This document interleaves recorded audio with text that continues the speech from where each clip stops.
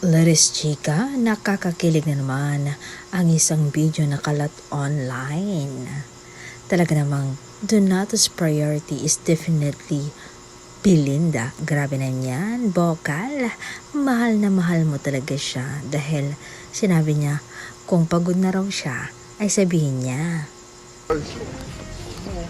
Ayun. Oh, sabihin natin pag hindi mo na kaya. Me? Ah, okay.